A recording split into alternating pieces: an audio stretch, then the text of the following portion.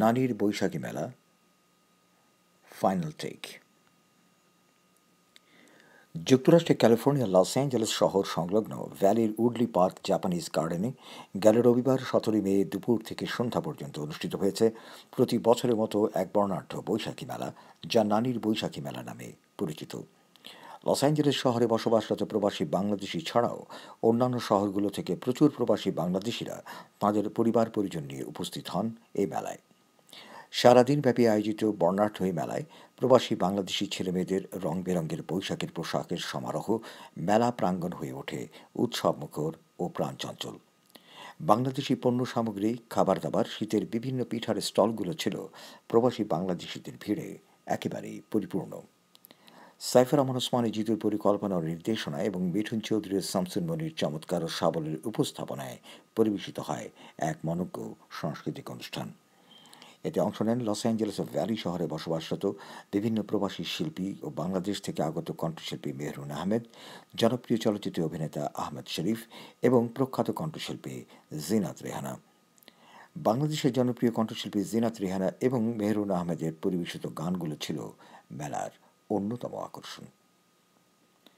প্রবাসী কণ্ঠশিল্পী তারকাদের মধ্যে সেদিন সঙ্গীত পরিবেশন করেন লস অ্যাঞ্জেলেস বাংলাদেশ কনসুলেটের কনসাল জেনারেল সুলতানা লায়লা হোসেন।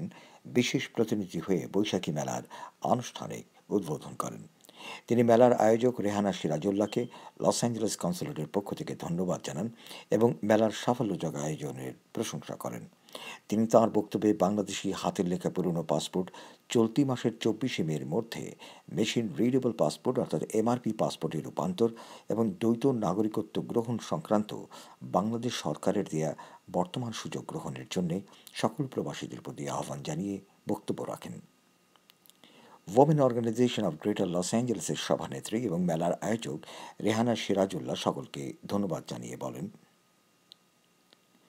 অনুষ্ঠানে লস অ্যাঞ্জেলেস সিটি হলের প্রতিনিধি কাউন্সিলম্যান ও মরিনো ভ্যালি শহরের Bangladesh American California society BACS এর সংগঠনের পক্ষ থেকে বাংলাদেশ থেকে আগত কণ্ঠশিল্পী মেহরুন আহমেদ, অভিনেতা আহমেদ শরীফ এবং কণ্ঠশিল্পী জিনাত রেহানাকে বিশেষ সম্মাননাপত্র ও ফলক উপহার দেন। বাংলাদেশের জনপ্রিয় চলচ্চিত্র অভিনেতা আহমেদ শরীফ আবেগপ্লুত হয়ে আমেরিকার মাটিতে এমনি ধরনের বৈশাখী আয়োজনের প্রশংসা করেন। Saifur Rahman Osmani, Jitu, HD Bangla, Los Angeles.